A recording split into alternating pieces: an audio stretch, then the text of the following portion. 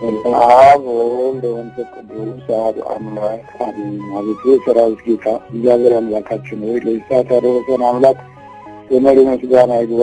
ቀሪ ጊዜያችንን ባርክልን። በመንፈሳዊ ኃይል ከእኛ ጋር ሁን። የጠላትን ኃይል ገስጽልን። የዲያብሎስን ክፉ መናፍስት ፈተና ከሕይወታችን ከጊዜያችን ከዘመናችን አርቅ። በየጊዜውና በየሰዓቱ የተወለዱትን በመንፈሳዊ ጸጋ ባርካቸው። የኃይል ጥበብ ከእኛ ጋር ይሁን። በእመቤታችን ቅድስት ድንግል ማርያም መንፈስ ጸጋና ሞገስ ይሁን። በመላእክትም ጠብቀን፣ በኪዳነ ኃይል እርዳን። በዘላለም ቸርነትን ከእኛ ጋር አድርጋ በቅዱስ ልጅህ በኢየሱስ ክርስቶስ ስምና በእመቤታችን ቅድስት ድንግል ማርያም ስም አሜን። ሃሌሉያ። የሉቃስ ወንጌል ምዕራፍ 1 ቁጥር 26 ላይ መነሻ በማድረግ በዚህ ላይ ትኩረት በመስጠት ሕይወታችንን፣ ጊዜያችንን፣ ዘመናችንና የመንፈስ ፈተናዎቻችንን የምንማርበት እና የምንረዳበት ይሆናል። በዚህ ውስጥ ጆሮአችንንና ልቦናችንን የሚከፍት የመንፈስ ቅዱስ ኃይል ከሁላችን ጋር ይሁን። አሜን። ሰዎች ከፍርሃትና በዓለም የሚመጣበትን ከመጠበቅ የተነሳ ይደክማሉ ይላል ሉቃስ ወንጌል ምዕራፍ 21 ቁጥር 26። ሰዎች ከፍርሃትና በዓለም የሚመጣበትን ከመጠበቅ የተነሳ ይደክማሉ። ይህ የፍርሃት ጦርነት ይባላል። አንደኛ፣ ከውስጥም ከውጭም መፍራት።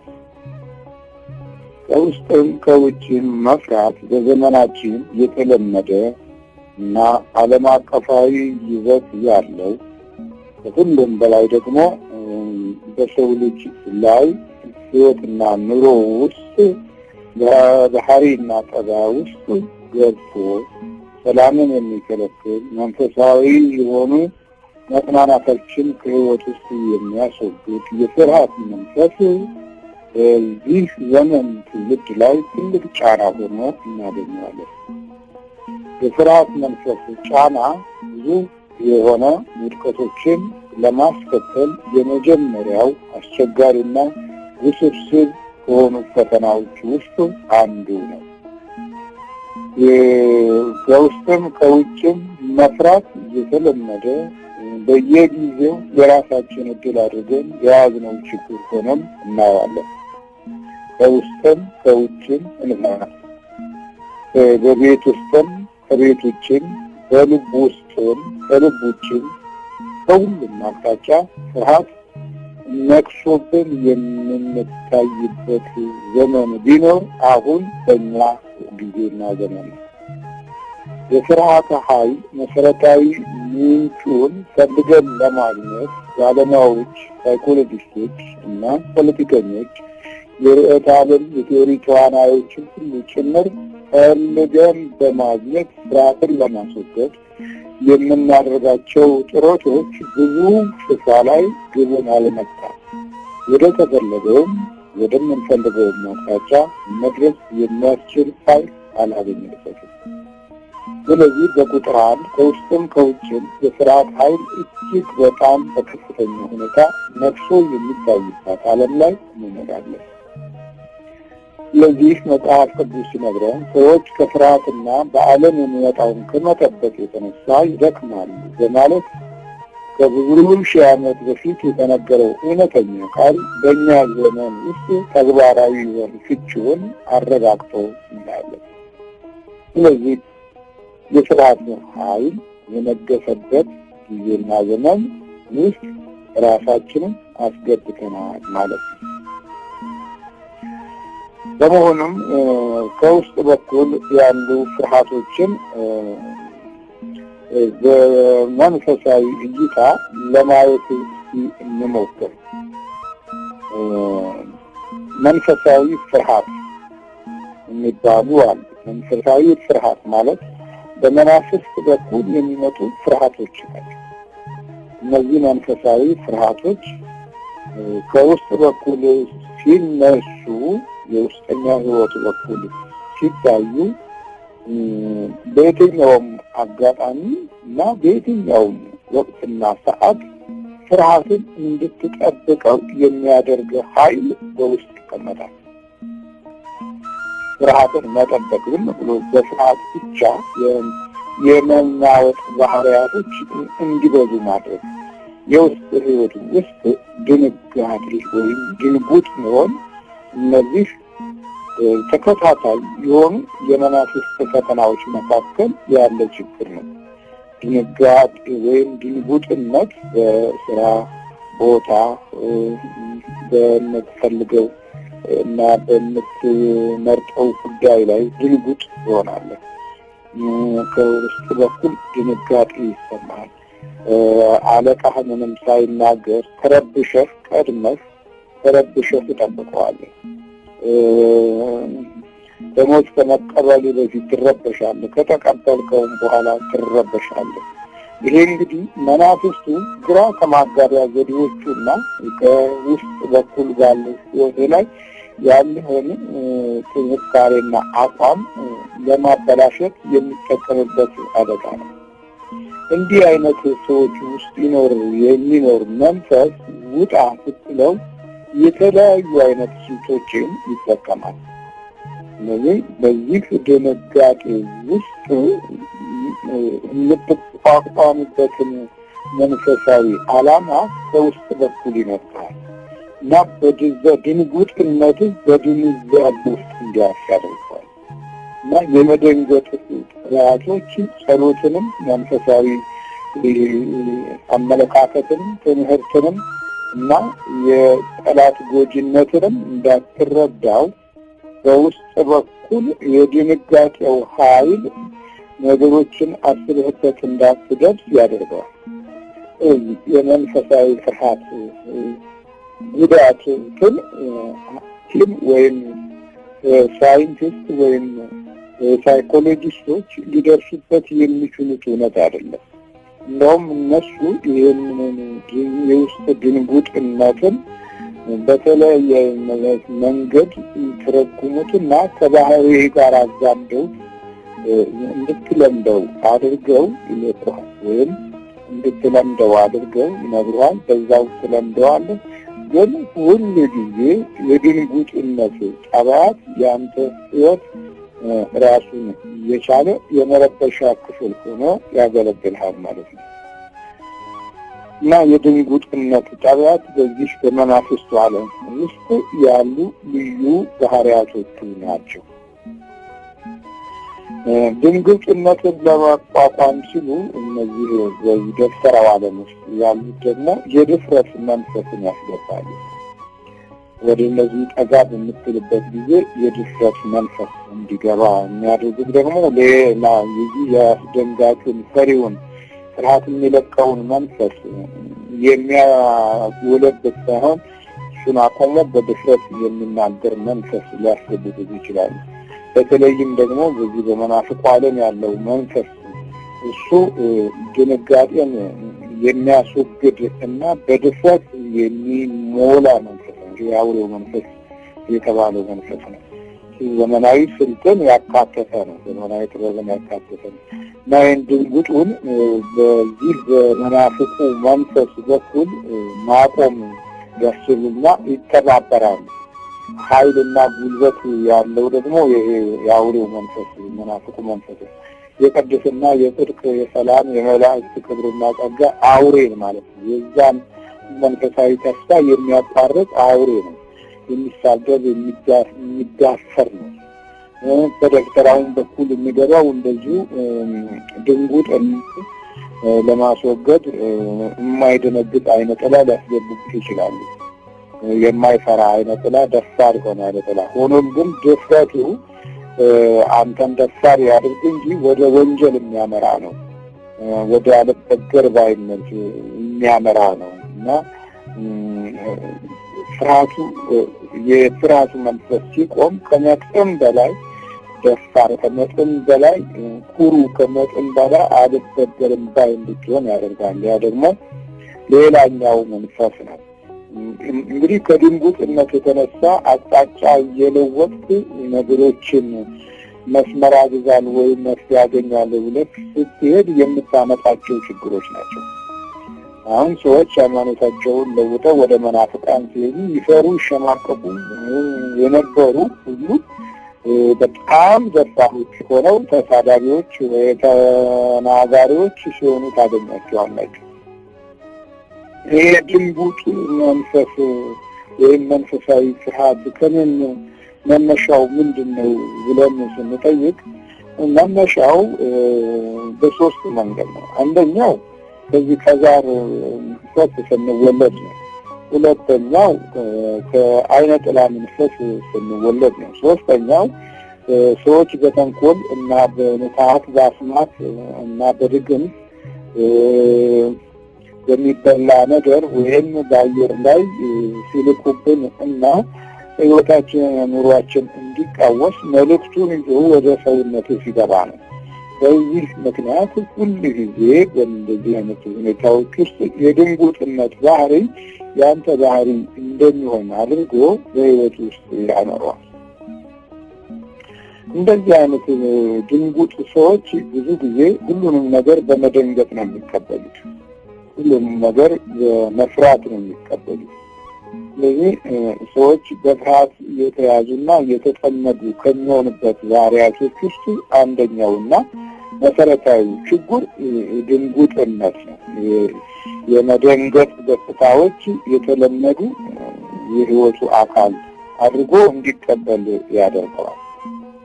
ድንጉጥ በሚሆንበት ጊዜ የድንጋጤውን መንፈስ ለማስቆም የሚያስችሉት መንፈሳዊ ጥበቦች መካከል አንደኛ በጸሎት መትጋትና በጸሎት ውስጥ መንፈሱን መገሰጽ ነው። የድንጋጤ መንፈስ ከልቤ ውጣ ኢየሱስ ክርስቶስ ግን ማነው በምንድን ነው የመጣው ከምንድን ነው የተላከው ወይስ እንዴት ነው አብረህ ከኔ ጋር የኖርከው እያለ በኢየሱስ ክርስቶስ ስም በሚገስጸው ጊዜ የድንጋጤ መንፈስ መሆኑን የሐሳብ ወይም የቃላት ጥቆማ በውስጥ በኩል ያደርጋል።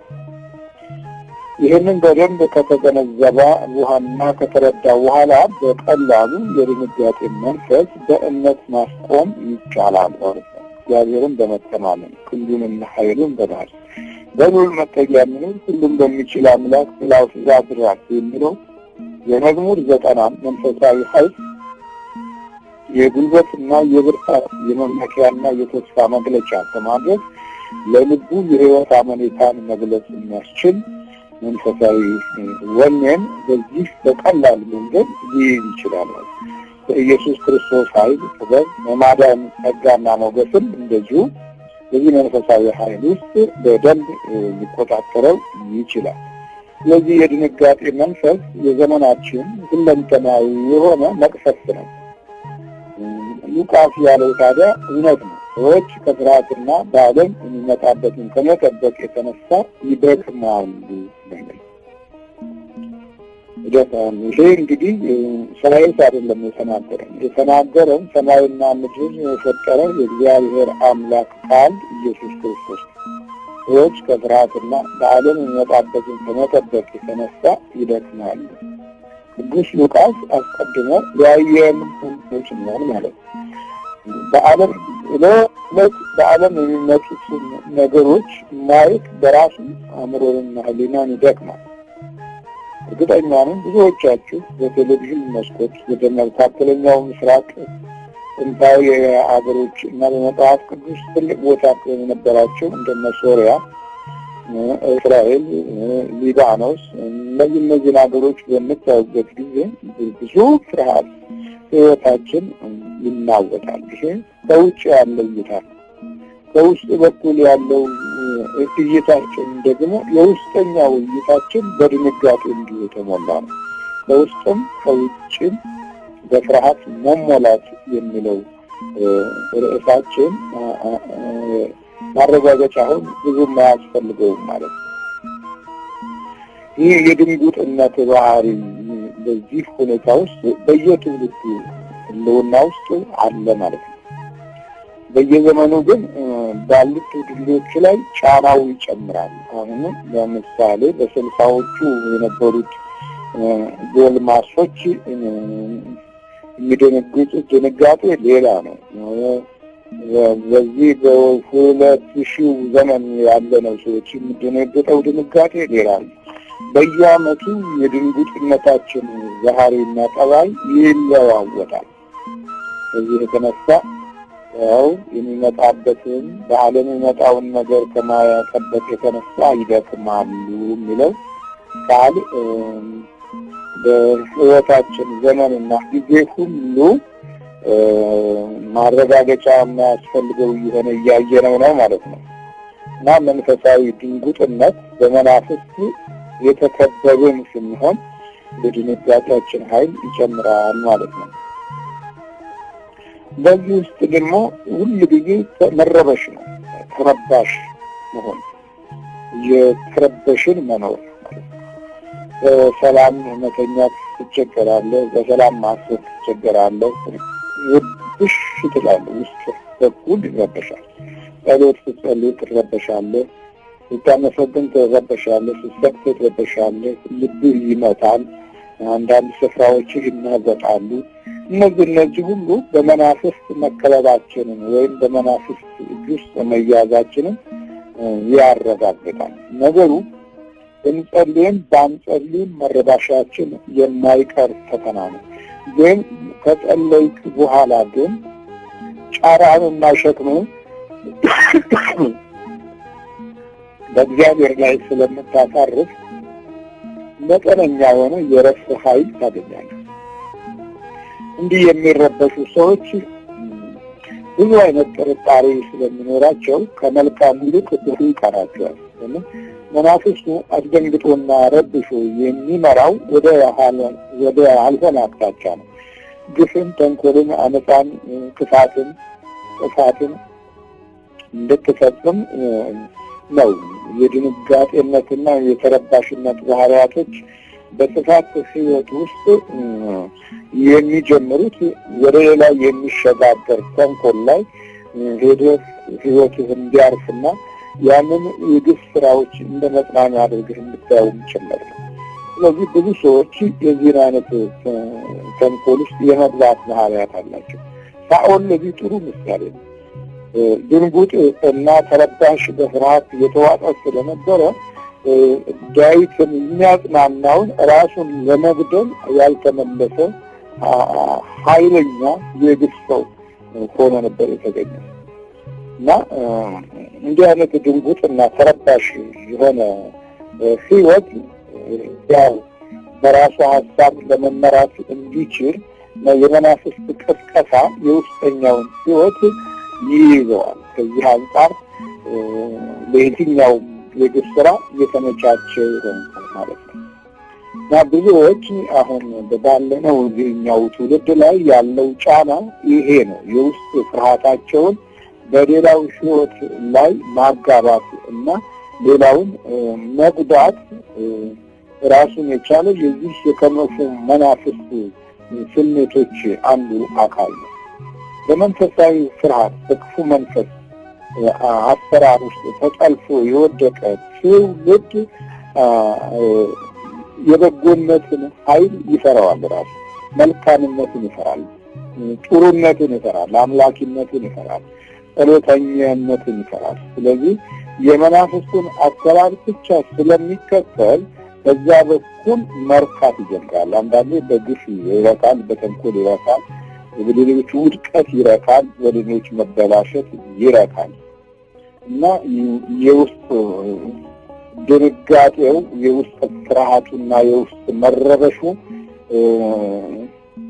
በሌሎች ላይ በክፋት ሲገለጥ ውስጡ ይረብሸው የነበረው መንፈስ አብሮ በግፍ አሰራር ውስጥ ይረካል፣ ይጽናናል። የሌሎች ውድቀቱ ሳይሆን የሌሎች ውድቀት እንጀራው ወይም ተስፋው እንዲሆን አድርጎ እንዲያይ ያግዘዋል ማለት ነው። እንዲህ አይነቶች እንግዲህ በጠቅላላው ሰው ልጅ ሕይወት ውስጥ የፍርሃት መንገስ ብቻ ሳይሆን ክፉንም ለማኖር በዚህ በመረበሽ ውስጥ ቅስቀሳ ያደርጋል።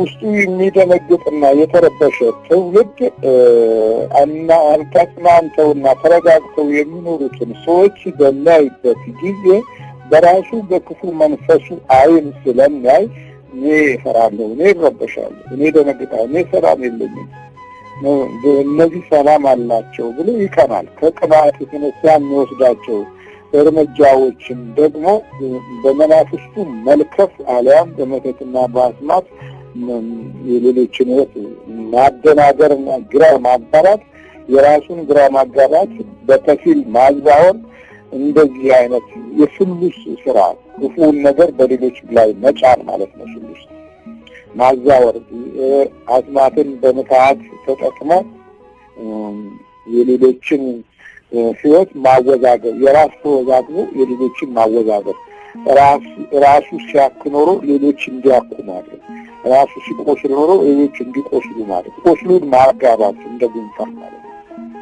እንዲህ አይነት የውስጥ ድንጉጥነትና ተረባሽ የሆኑ ሰዎች የዚህን አይነት ባህሪ ይዘው ለጥቃት የማይመለሱ ፍጥረቶች ይሆናሉ ማለት ነው።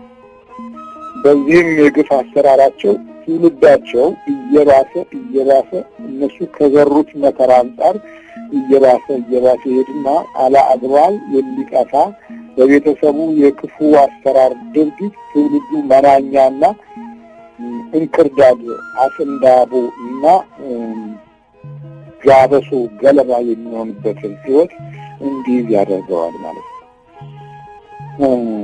እንግዲህ በዚህ በሌሎች ሰላም ላይ የምንቀና ከሆነ የውስጥ የተረበሸ ባህሪያት በመናፍስት የተለኮሰብን ትውልዶች መሆናችንን በዛው እናያለን ማለት ነው።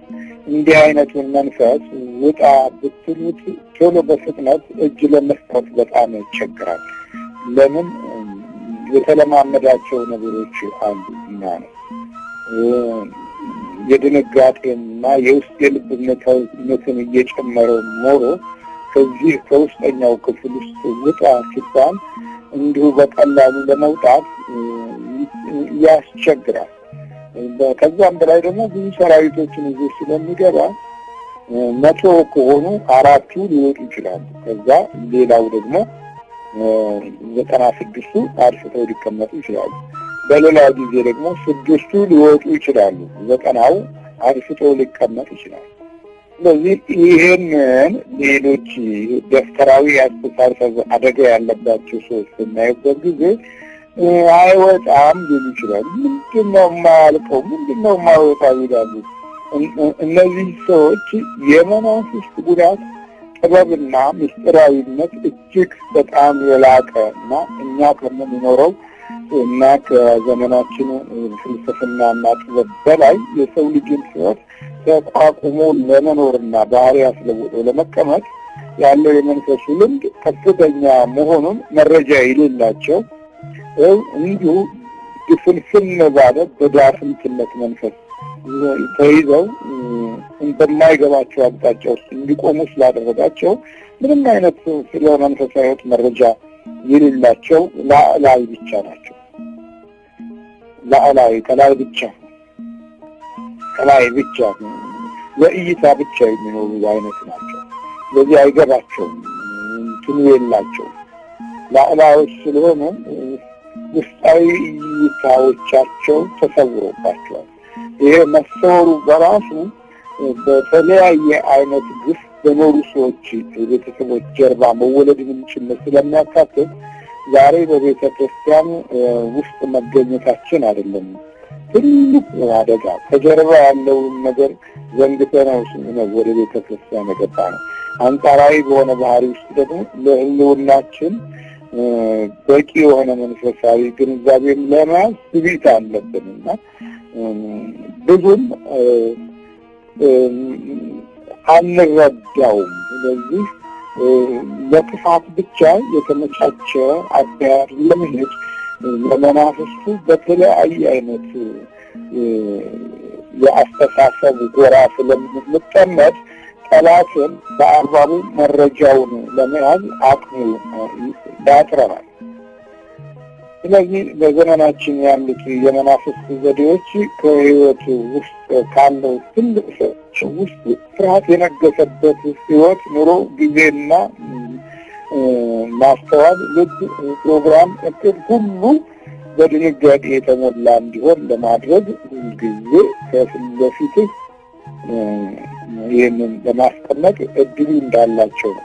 የቅዱስ ሉቃስ ወንጌል ምዕራፍ 21 ቁጥር 26 የሚነግረን ሰዎች ከፍርሃትና በዓለም የሚመጣውን ከመጠበቅ የተነሳ ይደክማሉ ያለው። ግጠኝነት እንግዲህ የሚነግረን ይህንን መድከም ነው። በቃ በፍርሃት እንደክማለን፣ በመደንገጥ እንደክማለን፣ በመረበሽ እንደክማለን።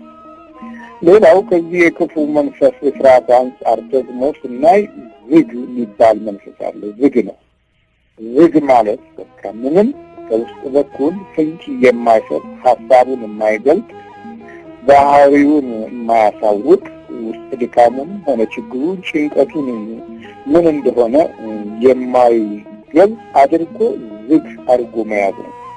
ዝግ የሆነ መንፈስ፣ ዝግ የሆነ ፍርሃት፣ ሌሎች የማይረዱት መንፈሳዊም ዓለማዊም የማይረዱት። ይሄኛው በሶስት መንገድ ይታያል። አንደኛው ዝግነት ከውጭም ከውስጥም በሚያያቸው ነገሮች ውስጥ ደክሞ ውስጡን ለብቻ ይዘጋዋል ማለት ነው። ማለት ከሰዎች የሚጠብቃቸው በረከቶች ሲቆሙ፣ ከሰዎች የሚያያቸው በጎነቶች ሲጠፉ፣ ከመንፈሳዊ ሰዎች ምክርና ቀናነት ሲጠፋ ከዚህ በኋላ እኔ ለማንም አልናገርም ይልና ዝግ ይሆናል። መንፈሱ ሎጂካል አካሄድ ይሄዳል። ከውጭ ያለውን እይታም በሙሉ ስለሚያበላሽበት በዛ እይታ ውስጥ ህይወቱ ወደ ዝግነት ይቀየራል ማለት ነው። አንዳንዱ ሲወለድም ዝግ ሆኖ ይቀየራል። ዝግ ሆኖ መቀየር ማለት ጅብት እንዳለው የሚወለድ ማለት ግን ይሰራል፣ ይማራል፣ ወይም ደግሞ የተሻለ ስፍራና ቦታ ሊይዝ ይችላል። ማዕረግም ሊጨምርለት ሊገኝ ይችላል። ጠባዩ ነው ለሚባል ይችላል። ግን ዝግ ነው። ዝግ ሚስቶች፣ ዝግ ባሎች እንደዚህ አይነት ችግሮች አሉባቸው። ከዚህ የተነሳ ቀጣይ አቅጣጫዎቻቸው ላይ ብዙ ቦታ ከፍርሃት እና ከድንጋጤ ከመረበሽ የሚያመልጥ አይደለም። እንዲህ አይነት ዝግ ልጆች አሉ። ችግራቸው መናገር ይችላሉ፣ ግን መናገር የማይችሉት ነገር አለ። ይሄ የመናፍስቱ ዝግነት ነው። ከቤተሰብ ከኋላ በኩል ወይም በተመሳሳይ ገጽታ በትውልድ ውስጥ እየተሸጋገረ ይመጣና ከያዝ ከቅድሚያት እንዲህ ዝምተኛ ናቸው ይባላል። ሌላው ውቃቢያቸው እንዲህ አይነት ዝምተኛ ነው ይባላል። ስለዚህ በዚህ ጀርባ ውስጥ መወለድ ሲጀመር ተወራራሽነት ያለው ዝግነት ከቤተሰብ በቀላሉ ከማህፀን ጀምሮ ልምምድ አድርጎ ዝግ ሊያደርገን ይችላል። ከዝግነት ባህሪያት ውስጥ አንዳንዱን እንኳን ለመጥቀስ ብንሞክር ነገረ እምቅ ይሆናል። ነገረ እምቅ ማለት ውስጡ ነገሮች ተከማችተዋል፣ እምቅ ነው። ግን በዛ በነገሩ ውስጥ በሀሳብ መዋጥና መብሰልሰል ይጀምራል። የሀሳብ መብሰልሰል፣ የታመቁ ነገሮች በውስጡ አሉ። ፕሮግራሞች፣ እቅዶች አሉ፣ ግን ወደ ውጭ አይወጡም። ዝግ ናቸው። በዚህ ዝግነት ውስጥ ማንነት መጥፋት በሚጀምርበት ጊዜ አማራጮችን በብዙ አይነት መንገድ መፈለግ ይጀምራል። አንደኛው አማራጭ በአመልና ሱስ መጠመድ ነው። ሁለተኛው አማራጭ ከሰዎች መገለል ነው። ሶስተኛው አማራጭ ከናካቴውም የዝግነትን መግለጫ ሊሆን የሚችል እይታ ውስጥ መግባት ነው። በር ዘግቶ ቀኑንም ሌሊቱንም መቀመጥ ነው። በቃ ከዚህ በኋላ የመጨረሻው መለያው ነው የዝግነቱ ጋር በር ዘግቶ ዝግ ይሆናል። አንዳንድ ጊዜ እንኳ የዝግ መንፈስ ባህሪ ሲያጠቃ ምግብ ለመቀበል እንኳ በመስኮት ነው። ይሄ የፍርሃቱና የድንጋጤው መረበሽ ከዕለት ዕለት እየጨመረ ሲመጣ ሰዎችን መራቅ ነው። ሰዎችንም እንስሳዎችንም መራቅ ነው። እንዲህ አይነቱ መንፈስ ቶሎ ለማስወጣትና የሰውየውን ህልውና ለማስገኘት በጣም አድካሚ ነው። ምክንያቱም ለዘመናት ባህሪውን ወደዚህ አቅጣጫ እስኪመጣ ድረስ መንፈሱ ብዙ ደክሟል። ብዙ አይነት አካሄድ ሄዷል። ብዙ አይነት አፈጻጸም እና አደራረግ ስልትን በውስጥ በኩል ፕሮግራም አድርጎታል ሰውየው እና አሁን እነዚህን ወደ ተሻለ መንፈሳዊ በረከት ለማምጣት በመጀመሪያ ደረጃ ይህንን የዝግ መንፈስ ለማምጣት የሰውየው ታዛዥነትና ቅንነት ይጠይቃል። ከዚህ አንጻር ሲታይ የዝግ መንፈስ ያደረበት ሰው ከመጀመሪያው ትልቁ ትግል ቅንና ታዛዥነት የመሆን ዕድሉን ማምከን ነው። ከዛ በመናፍስቱ ምክር እይታ ውስጥ በሚገባበት ጊዜ አሁን እንጀራ የሰጡት መርዝ አድርገውበት ነው ይላል። ከዛ በኋላ መርዝሽን ወደዛ ውሰጂ ብሎ ሊናገር ይችላል። አሁን የሚሰጡት ውሃ መድኃኒት የተቀላቀለበት ነው እንዳትጠጣ ይላል። ከዛ በኋላ ይሄን ውሃ ወደዛ ውሰጂ እና ሌሎች ግራ የማጋባት ባህሪያቶች እንዲሰሙት የሚያደርግ ነው። የቤተሰብ ሀሳቦችን እና ለሱ የሚሰጠውን ክብርን በጠላትነት ለማየት እድሉ የሰፋ ነው። በአሁኑ ወቅት እንዲህ አይነት ቤተሰቦች ውስጥ ከ100 እና ከ200 ውስጥ አንዱ የዚህ አይነት ችግር ያለበት ሆኖ እናገኘዋለን። ወይም ከ500 ሰዎች ውስጥ 3-4ቱ የዚህ አይነት ችግር እንዳለባቸው እንገነዘባለን። ዝግ ሆነው ይቀመጣሉ፣ ዝግ ሆነው ይኖራሉ ማለት ነው። ዝግ ሆነው የህልውናቸው ታስሮ አኗኗራቸውን በዚህ መንፈስ ተሸማቆ ይኖራል። ዝግነት ነው ይሄ የዝግነት መንፈስ ብዙ ጊዜ ይሄኛውን ዘመናዊ ትውልድ ነኝ የሚለውን ክፍል ለማጥቃት ደግሞ በጣም ይመቻል። ለምን? የፊልም ትውልድ ነው። ነገሮችን ለዙሪያውን ለማገናዘብ እድሉ የለውም። ወደ ላይም ለማየት ወደ ታችም ለማየት እድሉ የለውም። 95% ከፍተኛውን እይታ ትኩረት ሰጥቶ የሚያየው የቴሌቪዥን መስኮቶችን ነው። የስነ ምግባር፣ የቅድስና፣ የሰላም፣ የሞገስ እና የጽድቅ መንፈስ ለመያዝም ለመፈለግም እድል የለውም። በቤተ እግዚአብሔርም ቢሆን ብዙ ዝግ መንገዶች ስለሚበዙ ትንንሽ ነገሮች ይረብሹትና መንፈሳዊ ስሜቶቹ እንደነዚህ ከመሆንስ ቢቀር ይሻላል የሚል ተስፋ የቆራጭነት ጠባያቶች ያሉበት ይሆናል። ከዛም በላይ ሱሶች የበለጠ ዝግ እንዲሆን ያደርጉታል። ማሪዋና፣ ጫት፣ ሲጋራ፣ እነዚህ አሽሽ ነክ ነገሮች መጠጥን ጨምሮ ዝግ ሊሆን ያግዘዋል። ተዘግቶ ውስጡን ይዘጋል፣ በመጨረሻ በሩን ይዘጋል ማለት ነው። ድንጉጥ፣ ተረባሽ፣ ዝግ፣ እነዚህ የመናፍስቱ የፍርሃት ኃይሎች መግለጫ ነው። ኃይሉን በባህሪ ውስጥ ከሚገልጽበት ነገር አንዱ ነው።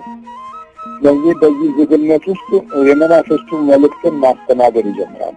ሰውን ሳይሆን አሁን ውስጡ የዘጋውን መንፈስ ነው የሚያደምጠው። በዚህ ውስጥ ሳይንቲስቶች፣ ምሁራኖች እጅግ በጣም ትልልቅ ደረጃ ላይ የደረሱ ሁሉ እዚህ አይነት በዝግነት ባህሪ ውስጥ ከተለየ መናፍስት ጉዳት ጋር መቀላመድ ይጀምራሉ።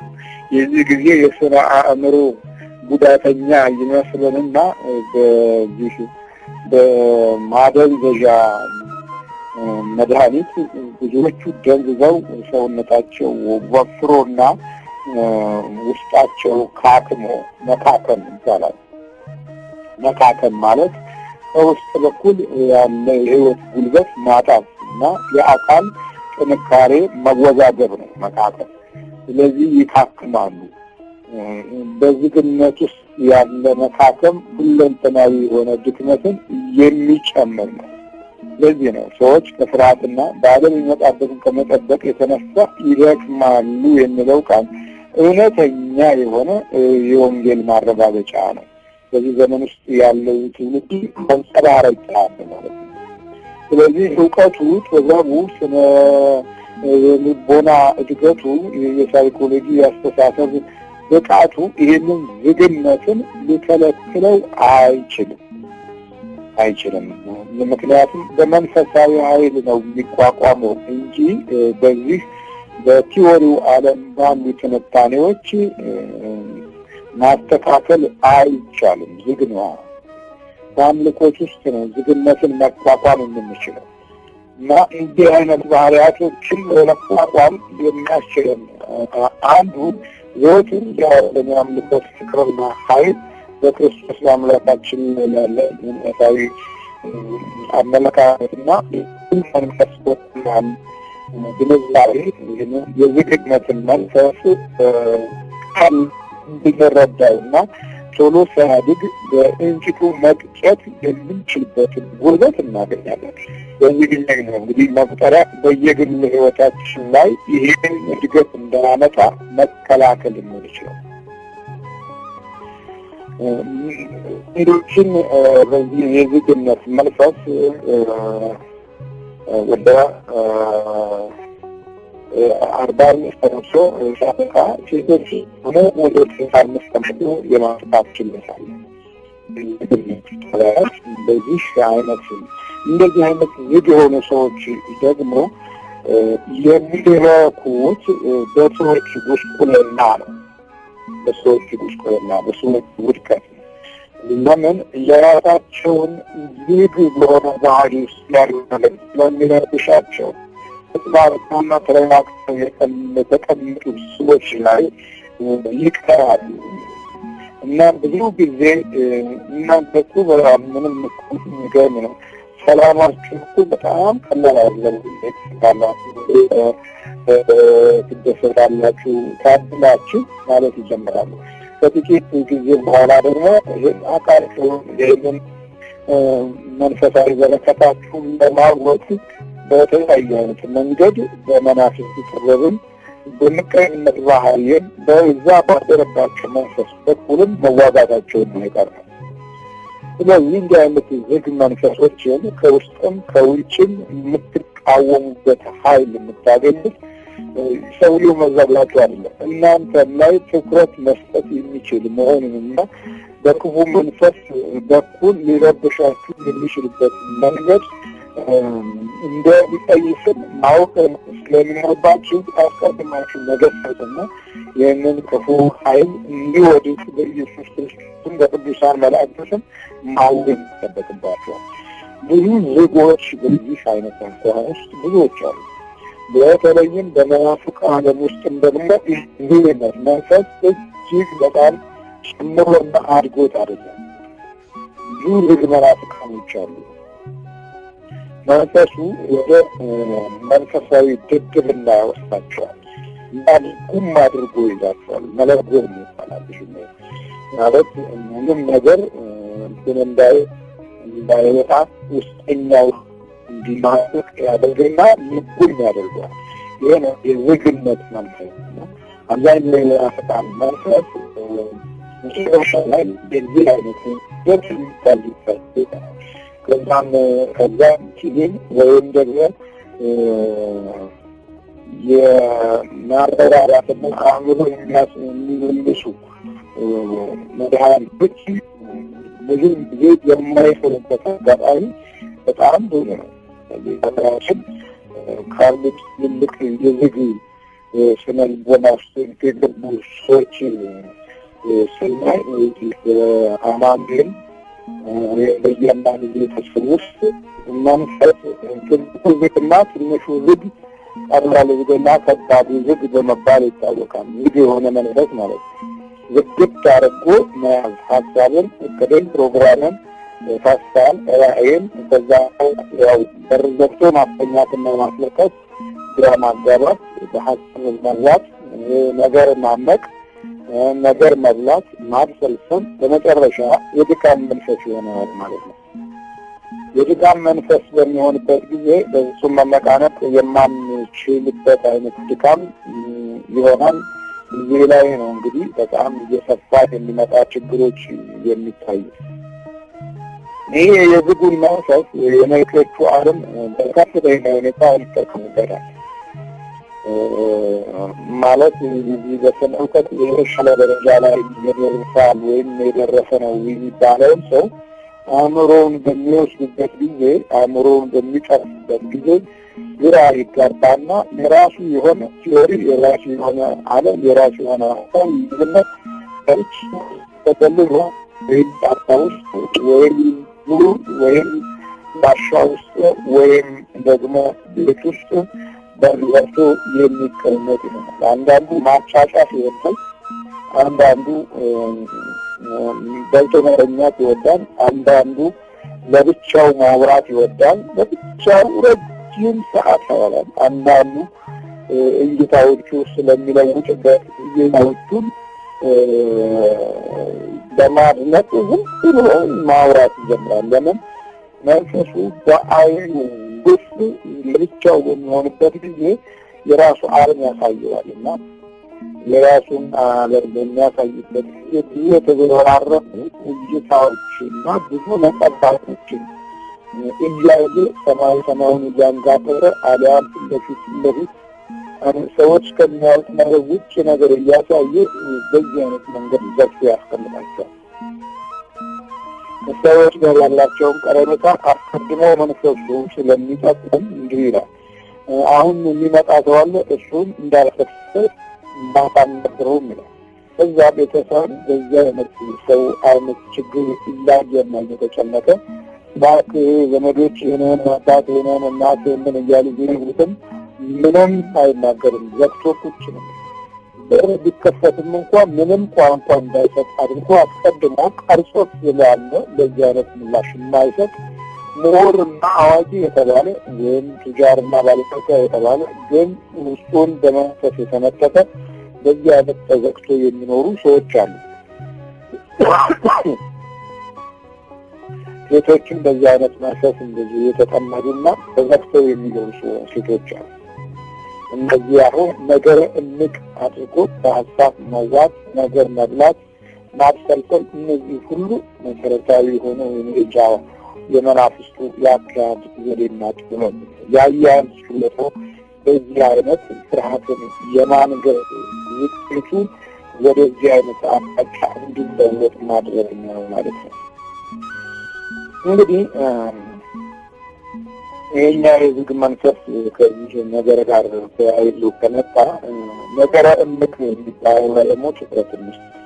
ነገረ እምቅ ማለት እነዚህም በመጀመሪያ ደረጃ ወደ ውጭ የሚፈስ ነገር ያላቸው በውስጥ በኩል ተደብቀው በውጭ ባለ እይታ የሚያታልሉ ነገረ እምቅ ሰዎች አሉ። በውስጥ በኩል የተጠበቀው ነገር የሚያደርሱት ጥፋት ሲሆን በውጭ በኩል የሚታየው ነገር ፍቅር፣ ሰላማዊ፣ በጎ፣ ቅን የሚመስል እይታ ውስጥ በዛ እይታ ማታለል ማለት ነው። እንዲህ አይነት ነገር እምቆችም አሉ። እነዚህኞቹ በአብዛኛው ለክፋት ስራ ሊያውሉት የሚችሉትን ተግባር የሚደብቁበት ዘዴ ነገረ እምቅ ሆነው መኖር ነው። ነገረ እምቅ በዚህ መጣ ውስጥ በዚህ ሀሳብ ውስጥ ተጠላልፈው ሌሎችን ለመቅረፍ በሰላምታ በቅን በሚመስል ነገር በግብዣ አብሮ በመብላት አብሮ በመጠጣት ከዛ ቤተሰቡን ውስጡን በመፈለግ ጓዳውን ያላቸውን ዘርታቸውን ኑሯቸውን ልጆቻቸውን ሁሉ ሰላማዊ በነገረ እምቅ ማለት ውስጥ ሰላማቸው በመንፈስም እንዲኖርባቸው ያደርጋሉ። እነዚህ ነገረ እምቅ ሰዎች ከተንኮላቸው አንጻር የሚፈጽሟቸው የግፍ መንገዶች ናቸው። ነገረ እምቆች በአብዛኛው የእኛን ትውልድ በማጥቃት የቆየ ችግሮች እንዳሉብን የምታዩት እውነት ነው። በእያንዳንዱ ጉባኤያችን ላይ ያሉ የመናፍስት አደጋ ነገረ እምቅ ሰዎች የመጣት ነው። ከዛ ወደ ውጭ የሚያሰነዱት እየሳቱ ነው። ገንዘባቸውን ማውጣቸው ለተንኮል በሚውልበት ጊዜ ይረካሉ፣ ደስ ይላቸዋል። ቤቶቻቸው ዘመዶቻቸውን በተለያየ አይነት ውድቀት ሲታይባቸው ይደሰታሉ። እነዚህ የነገረ እምቅ ሰዎች አንደኛው ሌላው ሌላ ነገረ እምቆች በአብዛኛው በመንፈሳዊ ቦታ የሚገኙ ሰዎች ጭምርን የሚያካትት ነው። በመንፈሳዊ ስፍራ ነገረ እምቅ ሰዎች በጣም ይበዛሉ።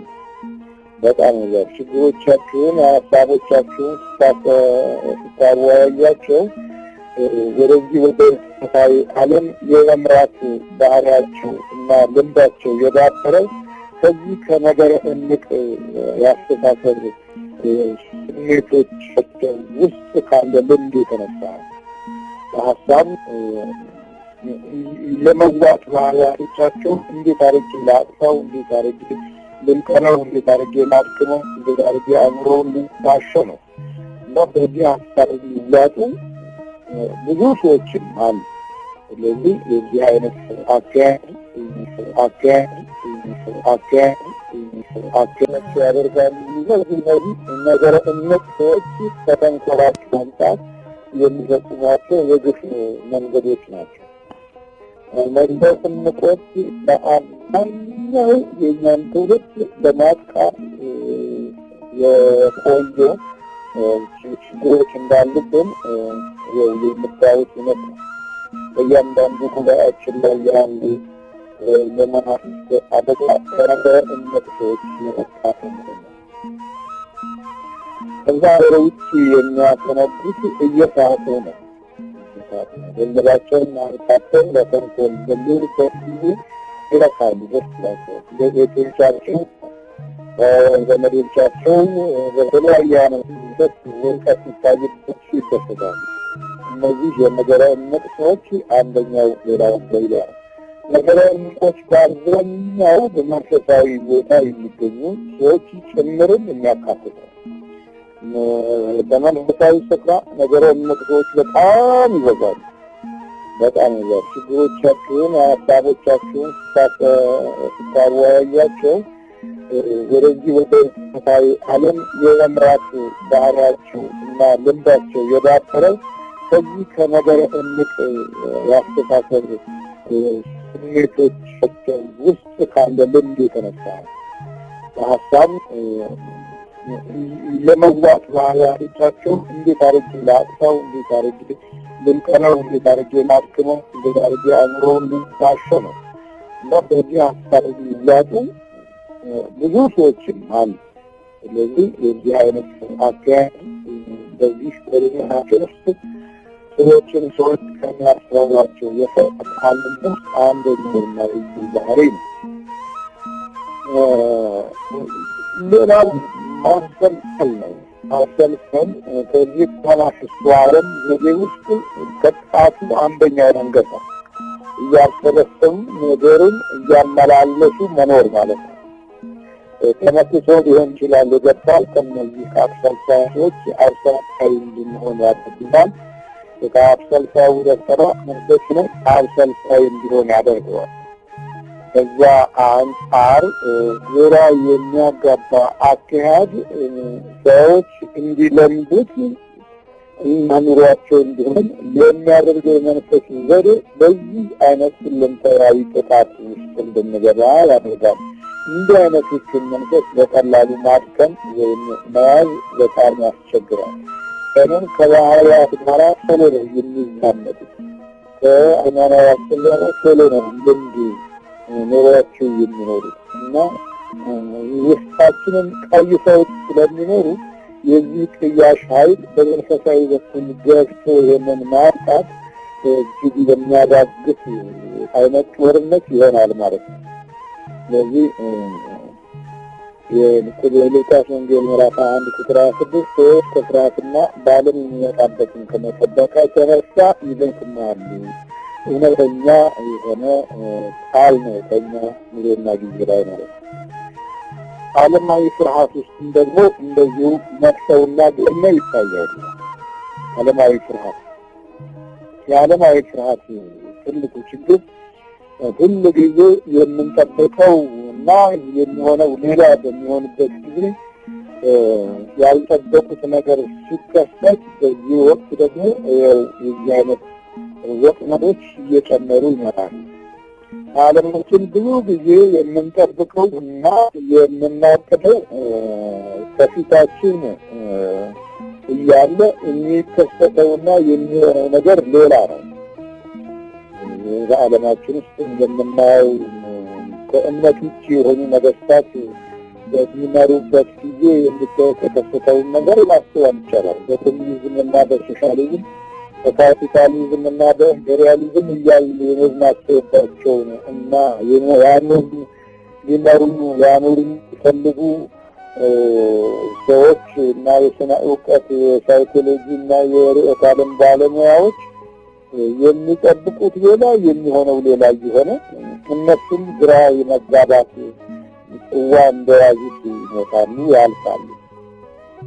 ያልጠበቁት ነገር መከሰት የተለመደ የዘመናችን አንዱ የውድቀት መለያ ነው። ምንድነው መጽሐፍ ያለው? በዓለም የሚመጣበትን ከመጠበቅ የተነሳ ይደክማሉ ይላል። በእያንዳንዱ ዕለት በእያንዳንዱ ጊዜ ዜናዎቻችንን መረጃዎቻችንን ፍርሃትን የሚያስተናግዱ ጋዜጠኞቻችንን የዘመናችን ቴክኖሎጂዎቻችንን ትልቁን ቦታ ይዘው የሚገኙት በውድቀት ላይ ያሉ በችግርና በመቅሰፍት ላይ ያሉ ነገሮች ላይ ዘገባዎቻቸውን እና ጊዜዎቻቸውን በዚህ ይጨርሳሉ። ስለዚህ የዓለም ፍርሃት ደግሞ እንደዚህ ነው። በዓለም በኩል የሚያስፈሩታል። ይሄ ቅድም ያልኳችሁ የውስጥ ትግል ነው። መንፈሳዊ የፍርሃት ውርጅብኝ ነው። ይሄኛው ደግሞ በዓለማዊ ነው። አሁን ለምሳሌ በቀድሞ ዘመን 17 ዓመት ሙሉ ለለውጥ ታግለናል። አብዮት እያልን የዲሞክራሲ አብዮት የዲሞክራሲ ሂደት እያልን ይሰፋ እያልን እነዚህ ሄደ እያልን እነዚህ ሁሉ ለእድገት የምንፈልጋቸውና በእድገት ላይ መገኘታችንን በንቃትና በስነ ልቦና ኃይል በኩል ብዙ እርምጃ መሄዳችንን ለማሳየት የተቋቋሙ የድርጅት ሀሳቦች ናቸው። ሆኖም ግን ያልተጠበቀው ነገር በብዛት መከሰቱን እናያለን። መጽሐፉ እንዲህ ብሏል። በዓለም የሚመጣበትን ከመጠበቅ የተነሳ ይደክማሉ። ታካስ ይኸው ነው እና በእያንዳንዱ ወቅትና ሰዓት ያሉት ክስተቶች መንፈሳዊ እይታን ካለማየታቸው የተነሳ የሚመጡ ችግሮች ናቸው ማለት ነው። ስለዚህ ያልተጠበቁ ነገሮች ሁልጊዜ ይከሰታሉ። እኛ ማደግ እንፈልጋለን። ኮዱ እድገታችንን የሚመታ ኃይል ከኋላችን ይመጣል። የመናፍስትን ጉልበት ስለረሳን እና የኃጢአትን የአመፃን የጥፋትን የተንኮልን ጉልበት ስለረሳን እድለ ቢሶች ሆነን የምንኖርበት አጋጣሚዎች ከፊታችን ይገጥሙናል። ስለዚህ ያልተጠበቁት ነገሮች ዘወትር ይከሰታሉ ማለት ነው። ይህ ዓለማዊ እይታ ላይ ያለን ገጽታ ነው። ከበዛው አንጻር ደግሞ የእይታ ግራ መጋባት አለ። የእይታ ግራ መጋባት የምናየውና የምናቅደው ግራ ተጋርተን ግራ የሚያጋባ ዕቅድ ውስጥ እንገባለን። ይሄ ከውጭው የሚታዩ ገጽታዎቻችን ናቸው። ግራጉራኖቻችን ዕቅዶቻችን ሁሉ በየቦታው ይሰፋሉ፣ በየቦታው ይረዝማሉ። ሀብት ለማግኘት ገንዘብ ለማግኘት በየአቅጣጫው እንሄዳለን። በአንድ በኩል የቤቱን ግንባታ፣ በአንድ በኩል የርስት አያያዝ ሁኔታ፣ በአንድ በኩል የንግድን ዓለም ገጽታ፣ በአንድ በኩል የትርፍ አቅጣጫ የሚመጣበትን ነገር በየቦታው የእይታ ግራ መጋባት ስለሚገጥመን አንዱን እንኳን መወሰን ሳንችል በየቦታው ተዘረክተን እንቀራለን።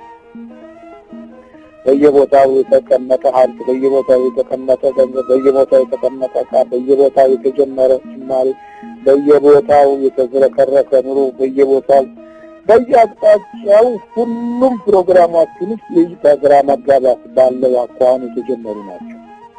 በዚህ ውስጥ ዓለማዊ በሆነ ሀሳብ ብቻ ስለምንመራ የጀመርነው እና ያቀድነው እቅድ ወደ ግቡ የሚሄዱ ጉዳይ ለኛ ውስጣዊ የሆነ አእምሯችን ታላቅ ድካም ይሆናል። ታዲያ የሚመጣበትን ከመጠበቅ የተነሳ ይደክማል ሲል አሁን እዚህ ጋር የአእምሮ ውዝግቡ የምናቀደው እቅድ ለክፉ መናፍስት ህይወታችንን መጉላላትና እቅዳችን መበላሸት በር ይከፍታል ማለት ነው። ስለዚህ የእይታ ግራ መጋባት በዛም አንፃር ምቀኞች ያደርገናል። ምቀኛ የሆነ ሰው ሌላውን የማበረታታት ሳይሆን ሌላው በበረታበት ቦታና ህይወት ውስጥ ራሱን ማስገባት ነው። አሁን በሀገራችን ያለውን ነገር በደንብ ስናስተውል አንዱ ሱቅ ተከፈተና 10 ሰው እዛ ሱቅ ቆመ፣ ከጎኑ ደግሞ ወዲያው የቴራቱ ሱቅ ይሰራል። ከዛ በኋላ አንዱ ኬክ ቤት በጣም ብዙ ሰው ገብቶ ቡና ሻይ ምን ሲጠጣ ካየ ወዲያውኑ መኖሪያ ቤቱ ለጎቶ ደግሞ ወዲያው ኬክ ቤት ያደርገዋል። አንዱ ጥራጥሬ ነጋዴ በደንብ ከጎረቤትም ከሁሉም ምስሩ፣ ሽንብራው፣ አተሩ፣ ባቄላው ምኑ ሲገዙ ሲያዩ ወዲያው ደግሞ ከጎኑ ቤቱን አፍርሶ መኖሪያውን አፍርሶ ሱቅ ያደርግና አተር ባቄላ ያከማቻል። በአንዱ ንግድ ላይ አንዱ በአንዱ ማግኛ መንገድ ላይ በአንዱ ፈቃድ ላይ አንዱ ይገባል ማለት ነው። ስለዚህ ሁለቱም እድለቢሶች ይሆናሉ ማለት ነው። አንዱ ተሽሎ ሌላውን የሚያነቃቃበት ኃይል አይኖርም፣ ወይም በሌላው ላይ ሌላ የመሆን ባህሪያቶች የተለመዱ ነገሮች ናቸው። ከዚህ አንጻር ሁለቱም በአንድ ጊዜ ይጨነግፋሉ ማለት ነው እና ውድድርን በውድድር ለማሸነፍ የሚደረገው ትግል የአንዱን ገበያ አንዱ ይነጥቀዋል። በዛ ውስጥ የአስማትና የመተት ስራዎችንም እግረ መንገዱን ደፍተራዊ የሆኑ የአሰራር አጋንንታዊ ጉዳዮችን በዛ ይጀምራል። ለምሳሌ 3 ምስር ባቄላ አተር የሚሸጡ ሱቆች ማደዳውን አሉ ማለት በፊት አንድ ነበር ለአካባቢ የነበረው፣ አሁን 3 ሆነ፣ ከ3 4 ሆነዋል። እንግዲህ ህብረተሰቡ የሚገዛውን 4 ቦታ ይገዛል ማለት ነው። 4 ቦታ ገዛ ማለት ደግሞ በፊት አንድ ቦታ የነበረው የገበያ ኃይል ይርቃል። ከዚህ በኋላ የመጀመሪያው ሰው የነበረውን የሚያገኘውን ነገር ሲያመዛዘን አሁን በ3ቱ መጨመር ምክንያት ማጣቱን ሲያቅ የእነዚህን 3ቱን ለመዝጋት የማይሮጥበት የማይሄድበት መንገድ የለም። እንዲህ ነው ክፋት የለመድነው። አያችሁ፣ ያበሻ ክፋት እንዲህ ባለ መንገድ ውስጥ የለመድነው። ከዛ በኋላ 3ቱንም የመንፈስ ዳፍን ትልቅባቸውና ገዢዎችን ወደ ራሱ ይስላል። ከዛ በኋላ እነሱም ደግሞ አርፉም እነዚህ 3ቱ የተለያየ አይነት የመተት ኃይል በዚህ ገበያውን በሳበው ላይ ይልኩበታል። የመንፈስ ጫና ይበዛበታል። ከዛ በኋላ ይሄኛው ተደነጋግሮ ተሳስሮ ይወድቃል ማለት ነው። አየህ፣ የእይታ ግራ መጋባት የኛን ትውልድ በጣም ጎድቶታል ማለት ነው። በእይታ ውስጥ ያሉ ክፉ የመናፍስ አደጋዎችን በቀላሉ ወገን አስገብተን ስቃይ የምንሆንበት አጋጣሚዎች ሁሉ ከዚህ መሰረታዊ መነሻ ነው። በዚህ አይነት ውስብስብ የሆኑ ጥቃቶች ውስጥ በመንፈሳዊ ኃይል በኩል የተቀመጡት መታሃተኞችና አስማተኞች በቤቱ የሚኖሩ ዋርተኞች በእግዚአብሔር ቤት የሚኖሩ የአጋንንት ኃይልን ለሰው ኑሮ ይበጃል ብለው የሚያምኑ ሁሉ የግፍ አሰራሮች ነው። የዚህም ገጽታ ብዙ ቦታ ላይ ተለውጦ ኢትዮጵያውያን በመርዛማ ያስተሳሰብ ዛይና ጠባይ እንዲኖሩ የዚህ የመንፈሳዊ ዓለም የምትሃት ደፈራዎች ትልቅ ተግባር ፈጽመዋል። ትልቅ ጥፋት፣ ትልቅ በትውልድ ውስጥ ውድቀትን አምጥተው የተዘናጋና መንፈሳዊ እይታ የሌላቸውን ትውልዶች በርትተው አባቶች እስኪሆኑ ድረስ በዚህ ድንዛዜ ውስጥ እንዲኖሩ አድርገዋል። ስለዚህ የእይታ ግራ መጋባት የዘመናችን ትልቁ ቀውስ ነው። አንዱ በአንዱ ላይ እንዲነሳ ከሚያደርግ አደጋ ውስጥ ዋነኛው ነው ማለት ነው። ከዚህ በኋላ በውጭው ሁኔታ ውስጥ የእቅድ መቃወስ እና እቅድ አለመባረክ በመጨረሻ ወደ መፍዘዝ የሚወስድ አካሄድ ላይ መግባት የተለመደ የዘመናችን ችግር ነው። መፍዘዙም አለመባረኩም መቃወሱም የእቅድ ግራ መጋባቱም ምንጩ ታዲያ በዚህ በክፉ መንፈስ በኩል ያለና የመጣ ጥቃት እንደሆነ ትልልቆቻችን ስላልገለጹልን በትልልቅ የዩኒቨርሲቲ ተቋሞቻችን ስላልተረዳ ነው እንደ ቁም ነገር ለመያዝ አቅምና ያልተናል። ስለዚህ በእያንዳንዱ የእይታ ግራ መጋባት ውስጥ እንገባለን።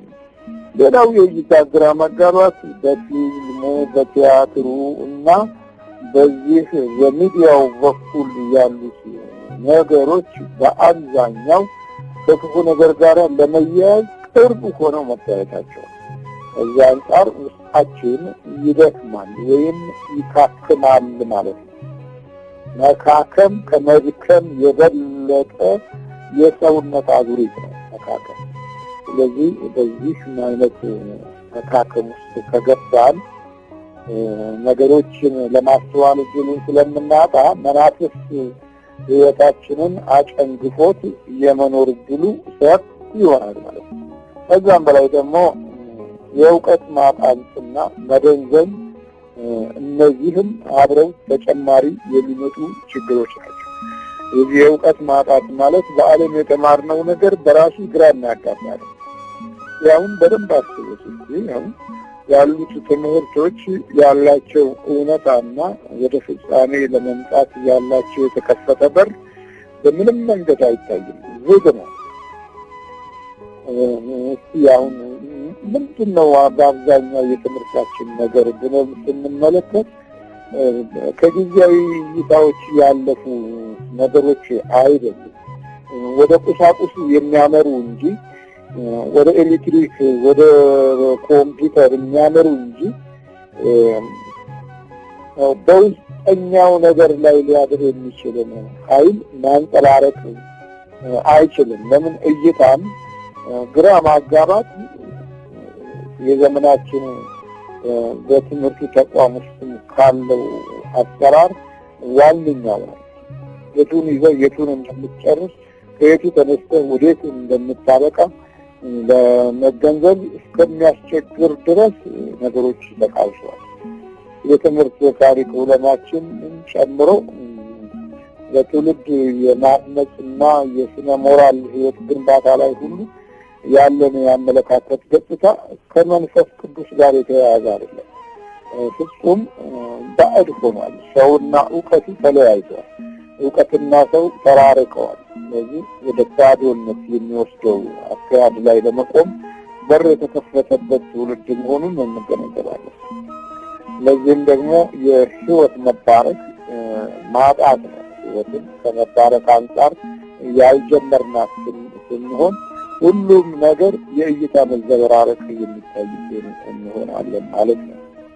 ለዚህ ነው በሉቃስ 21 ቁጥር 26 ላይ ሰዎች ከፍርሃትና በዓለም የሚመጣብን ከመጠበቅ የተነሳ ይደክማሉ። በዓለም የሚመጣበትን ከመጠበቅ የተነሳ ይደክማሉ። ሁሉ ጊዜ ውርጅብኝ አለ በዓለም ላይ ነገሮች ሁሉ ይለዋወጣሉ። በዳሪሎስ አሰራር ውስጥ ይሄንን አጉልቶ ማሳየት ነው። ይሄው ለሰይጣን ሐውልት ያቆመ አያንዳን አላል ታላቂቱን አሜሪካን ጨምሮ ለሰይጣን ሐውልት የማቆም ባህሪ ከየት የመነጨ ነው? የእይታ ግራ መጋባት ነው። የተራቆተን መንፈስ የወደቀን መንፈስ ራሱን የቻለ ዴሞክራት አድርጎ ማሰብ ከየት የመጣ ነው? ይህ ሁሉ የእይታ ግራ መጋባት ነው። የቱን ይዘን የቱን እንደምንጀምር የቱን ጨርሰን የቱን እንደምናነሳ ሁሉ ግራ መጋባት ነው። የእይታ ግራ መጋባት ይባላል። እንግዲህ የአስተሳሰብ እይታ፣ የውስጥ እይታ፣ የውጭ እይታ እነዚህ ሁሉ በዚህ በመናፍስቱ ዓለም ውስጥ አይናችን ሲያዝ የምንሄድበት መንገድን ለይተን እንዳንሄድ የሚደረግ የመንፈስ ትግልን በቀላሉ አለመረዳት፣ በቀላሉ ለመረዳት ደግሞ አለመቻላችን እንደዚህ አይነት ግራ መጋባቶች ሕይወታችንን ይይዙ ያደርጋል ማለት ነው። በዓለም የምንጠብቀውን ነገር በየጊዜው ሲለወጥ ግራ እንጋባለን። ከውስጥም ከውጭም ሕይወታችን ደግሞ እየደከመ ይመጣል። በእድሜም በጊዜም በዘመንም በአመጋገብም ሁሉ ውስጣችን ይደክማል። ሰዎች ነው አርቲፊሻል ምግቦች በበዙበት ዓለም ውስጥ ሰው ሰራሽ የሆኑ ነገሮች ባየሉበት ዘመን መድከም ራሱ የቻለ አንዱ የውድቀት ክፍል አካል እና ዓለም በራሷ ደግሞ ሁሉ ጊዜ የምታመጣው ለውጥ ወደ በጎ የሚወስድ ሳይሆን ወደ ክፉ የሚወስድ።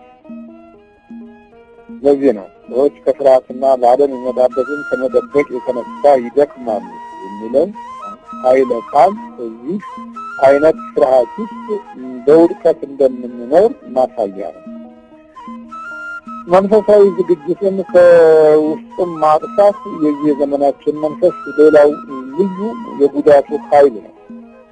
መንፈሳዊ ዝግጅት እንዳይኖርህ እና ለዚህም የምትበቃበትን አካሄድ እንዳትረዳ በዓለም ያስተሳሰብ ደይቶ ወጥሮ የመያዙ ነገር ከሰይጣን እና ከተደበቀው የመንፈስ ሴራ አንደኛው ክፍል ነው። አሁን እነዚህ ከአሁን የተማርናቸው እነዚህ የአስተሳሰብ እና የአመለካከት የመናፍስት ኃይል በጤና ረገድ ምንም ላይፈቅድ ይችላል። አሁን ወይ ማቅሰል ወይም ደግሞ ከሰውነት ውስጥ አንድ የሆነ ነገር ስሜት እንዲኖርህ ማድረግ የማይፈልጉ መንፈሶች አሰራርና አስተሳሰብ ነው አሁን እየተማርን ያለነው። እነሱም ለሰዎች ጤናማ ልንሆን እንችላለን። እንበላለን፣ እንጠጣለን፣ እንሰራለን፣ እንሄዳለን፣ እናቀዳለን። ግን በዚህ ነገር ውስጥ ያለውን ሀሳብ ስናየው ክፉ መንፈስ ያልተለየው መሆኑን በቀላሉ እንድንረዳ የሚያስችለን ትምህርት ነው። ጤናችን አልተነካም። በውጭ የሚያሳዝን ለሌላው ግልጽ የሆነ ነገር የለም። ሆኖም ግን ሁለንተናዊ የሆነ የህልውና እጦት የሚታይብን እንላለን። ህልውናን ማጣት፣ አጠቃላይ የህልውና ገጽታ መጥፋት የሚታይብን። ስለዚህ ይህን የፍርሃት ጦርነት ብለን ይዘነዋል። በዚህ በርዕሳችን ውስጥ የፍርሃት ጦርነት ብለን እንድንማርበት ወቅቱና ሰዓቱ ይህንን ይገልጽልናል ማለት ነው። ለዚህ ነው ቃሉ ሰዎች ከፍርሃትና በዓለም የሚመጣበትን ከመጠበቅ የተነሳ ይደክማሉ። ይህን ሁሉ ታዲያ የሚሽርልን የነገውን ጊዜ ዛሬ በተቀደሰ መንፈስ መመራት እንችላለን። እዚህ ላይ አንድ ጥሩ ማስታወሻ ከመጽሐፍ ቅዱስ ውስጥ ልሰጥህ የምፈልገው ቢኖር በመጽሐፈ ኢያሱ ምዕራፍ 3 ላይ ያለው ቃል ነገ እግዚአብሔር በመካከላችሁ ድንቅ ነገርን ያደርጋልና ዛሬ ተቀደሱ የሚለው ነው። ዛሬ ተቀደሱ። ዛሬ በቅድስና ለመያዝ ከፈለግን የዛሬው የቀኑ ክፋት በሕይወታችን ውስጥ መስራት ያቅተዋል። ለነገ አትጨነቁ ይልና የቅዱስ ማቴዎስ ወንጌል ለቀኑ ክፋቱ ይበቃዋል በማለት ይናገራል። ቀን በክፋት እንደምትዘልቅ ያሳየናል ማለት ነው። ለቀኑ ክፋቱ ይበቃዋል በማለት ይናገራል። ማቴዎስ 5 ወይም 6 ላይ ተመልከቱ። አትጨነቁ በሚለው ርዕስ ውስጥ ለቀኑ ክፋቱ ይበቃዋል ይላል። በዚህ አይነት እንግዲህ ነው የፈተና ወጥመዶችን ሰብረን የምናልፍበትን እድል የምናገኘው የዛሬን በቅድስና የመኖር ኃይል ስንለማመድ ነው።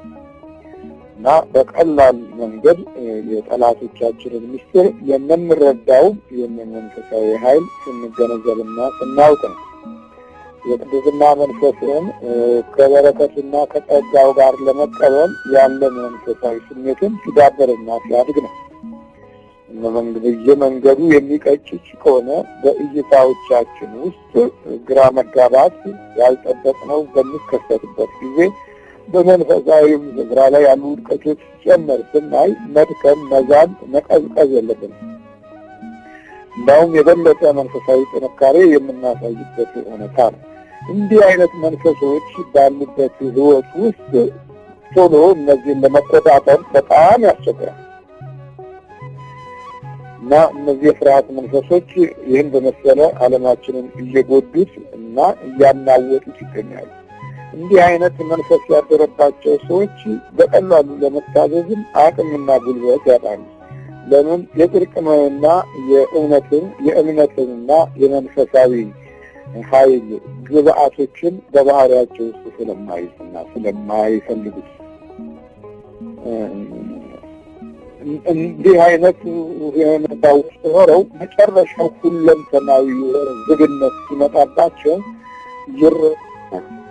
እዛ በኋላ ወደ እግዚአብሔርም ወደ ጸበሉም ወደ ቤተ ክርስቲያንም መመለስ ሊጀምሩ ሲሉ በቃ በጠቅላላው የህይወት ቀውሶች እና የአእምሮ አዙሪቶች ይመጡባቸዋል። በዚህ አይነት ባህሪ ውስጥ ኖረን እኔ በእንዲህ አይነት ውስጥ ኖሬ ነበረ ብለን አሁን ማየት ኖረን እንዲህ አይነት ነገሮች ሲቀርቡን እንዲህ አይነት ነገሮች መጨረሻ ላይ ውድቀቶች ሲመጡ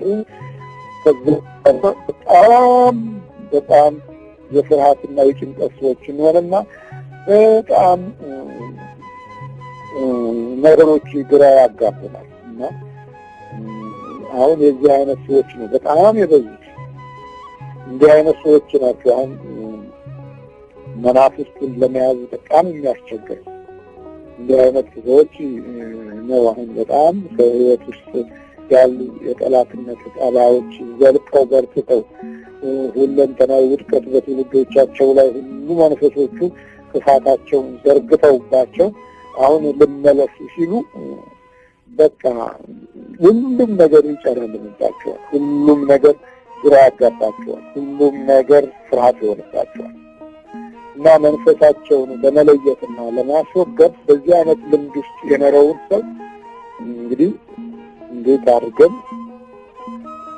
በሰላምና የሞገስ ጸጋ እንደሚመጣለት የምታደርገው ትግል ላይ ይገባዋል አይገባውም የሚለው ነገር ነው በጣም አስቸጋሪ እና ሌላው የአይነቶች እይታቸው ከስጋ ችግር ብቻ መላቀቅ ብቻ መስሎ ይታያቸዋል እና ያዋክባሉ። ሱሪ ባንገት ይላሉ። ከስጋ መላቀቅ ብቻ የነፍሳቸውን የህይወት እርካታ ይረሱታል። ተረስተውት የሚኖሩ ስለሆኑ ምንም አይታያቸው እና በጣም ይቸኩላሉ። በጣም መንፈሱን ለማስወገድ ቶሎ አንድ የሆነ ትንኝ ወይም ዝንብ ነገር ብድግ አድርገው እንድትቀልላቸው ይሞክራሉ። ግን ምንም አይነት የመንፈሱን የጥቃት ልምድ በባህሪያቸው ውስጥ ሳያውቁትና ሳይረዱት ኖረው አሁን ግራ መጋባቱ እየጨመረ ሲመጣ የቱን እንደሚጨብጡ በጣም ይቸገራሉ። ሌላው እንዲህ አይነት መንፈስ ያስተናግዱ ኖረው የተወለዱ በዝግ ህይወት ዘመናቸው አልፈው ዝም ብለው ከናመጣቸው ከመጥፋታቸው የሞቱት ሰዎች ልጆችም ይህንን ነገር ከእናት ከቤተሰብ ተወራርሶባቸው እድሜ ልካቸውን ለሌላው ጠንቅ ሆነው ኖረው በኋላ ሲመለሱ ያለው ችግር እንደዚህ ይወሳሰባል ማለት ነው። ስለዚህ ከእንዲህ ከተወሳሰበ አካሄድ ለማምለጥ የሚያስችለን ነገ እግዚአብሔር በመካከሉ ድንቅ ነገር ያደርጋልና ዛሬም ተቀደሱን ብንለምድ እጅግ በጣም የህይወታችን አንዱ መንፈሳዊ ተስፋ ኃይል ላይ ለመግባት እድሉን እናገኛለን። መንፈሱ ወጣ አልወጣ ሳይሆን በመንፈሳዊ ኃይል በኩል ያለን ሞራል መገንባቱ ላይ ነው ወሳኝ። ለምን ወጣ አልወጣ የሚለው ትግል ላይ ሳይሆን በመቀደሱ ላይ ከታገልን እዚህ መንፈስ ጉዳይ መጨረሻ ላይ የሚያበቃው በእግዚአብሔር ኃይል ብቻ ነው። እኛ ብቻ መንፈሳዊ የሆነ ተስፋዎች ውስጥ ገብተናል አልገባንም የሚለው ነው ትልቁ ጥያቄ። ያን አልዳን ሳይሆን ነፍሳችን በእግዚአብሔር ክብር ውስጥ እንድትኖር ያለን እቅድ ፕሮግራም እና መንፈሳዊ ማስተዋል ማደጉ ላይ ነው ትልቁ ነገር። በዚህ ነው የማቴዎስ ወንጌል ከሁሉ በፊት አስቀድማችሁ መንግሥቱንና ጽድቁን ፈልጉ ሁሉም ነገር ይጨመርላችኋል የሚለው። ስለዚህ እንዲህ አይነቶችን የዓለማችን የፍርሃት ኃይል የምንቋቋምበት መንፈሳዊ ተስፋና ራዕይ የመቀደሱን ጸጋ ለመያዝ የተቀደሱ ሰዎች ያስፈልጉናል ልትሉ ትችላላችሁ። እዚህ ውስጥ አይመለከታችሁም። በተቀደሰው ስፍራ ላይ ያሉት ሰዎች የትኛውም አይነት የግፍ መጫወቻ ይሁን፣ ግን ዞሮ ሄደን እኛ ራሳችንን ማስቀደስ ይኖርብናል። ሄደን ቅዱስ ቁርባን መውሰድ በቃል ከሌላ ነገር አያስፈልግም። ሀብታም በእኔ ላይ የሚደርሰውን ውርጅብኝ ያተን ይህ ሁሉ ለምን ይመስላችኋል? ተስፋ እንድንቆርጥ ሰው አጣን ብለን እንድንሸማቀቅ እና ሞራላችንን ለመንካት ጳውሎስ የሚያሰረው ይችላል። ከታች ሲጀምሮ ቁንጮ ድረስ ይሄው ፈተና የወጣሁ በቃ በፊት ከብዙ ካህናት ጋር ነበሩ ውጊያ። አሁን ሲጓዝ ወጥቶ ላይ ጫፍ በቃ ይሄው እስከ ቅዱስነታቸው ደረሰ ማለት ነው። እንግዲህ ተመልከቱ፣ ይህ ሁሉ ፈተና ለምንድን ነው ሲባል ጽድቅን ለማጥፋት ነው። መንፈሳዊ ኃይልን ከሕይወት ለማራቅ ነው። ዲያብሎስ ታላላቅ ምስጢሮቹን አፍኖ ሰዎች በዚህ እንዲያልቁ ነው። አጋንንትን ለማገዝ ነው። ርኩሳን መናፍስትን ለማገዝ ነው። የጥፋት መንፈስን ለማበረታታት ነው። የጽድቅ መንፈስን ለማጎልበት አይደለም። እውነትና ፍቅርን ለማኖር አይደለም። ጸጋንና ሞገስን ለማስጠበቅና ለመጠበቅ አይደለም። ይህም ሁሉ ለማጥፋት ነው። ትልቁ ከዲያብሎስ አሰራር ውስጥ ይህን ሂደት ወደ ላይ እየጨመረ በሚመጣ ጊዜ እናንተ የበለጠ ትበረታላችሁ፣ የበለጠ በእግዚአብሔር ክንድ ውስጥ ትገባላችሁ ማለት ነው። እና በእውነት የሰላም አምላክ ከሁላችን ጋር ይሁን። ሰዎች ከፍርሃትና በዓለም የመጣበትን ከመጠበቅ የተነሳ ይደክማሉ የሚለው ርዕስ ላይ ብዙ ነገሮች እንደተገነዘባችሁ አምናለሁ። ውድ አድማጮቻችን፣ በቀጣዩ ደግሞ እግዚአብሔር አምላክ በዚሁ በመናፍስት ዓለም ላይ ያሉትን ጉዳቶች በጥልቀት እንድንማርና እንድንገነዘብ እግዚአብሔር አምላክ ያግዘን። መድኃኒታችን ኢየሱስ ክርስቶስ ከሕይወታችን ከኑሯችን ከጊዜያችን ጋር በጸጋና በሞገስ አብሮን ይኖር። ስሙና ክብሩ የገነነ አምላክ ከጠላቶቻችን እጅ ያድነን። ጸጋውና ሞገሱን በሕይወታችን ያብዛ። ኑሯችሁን ይባርክ። ጊዜያችሁንና ዘመናችሁን ይቀድስ። በጌታችን በኢየሱስ ክርስቶስ ስም በእመቤታችን በወላዲተ አምላክ ስም በሞገስና በጸጋ የተጠበቃችሁ ነው። አሜን።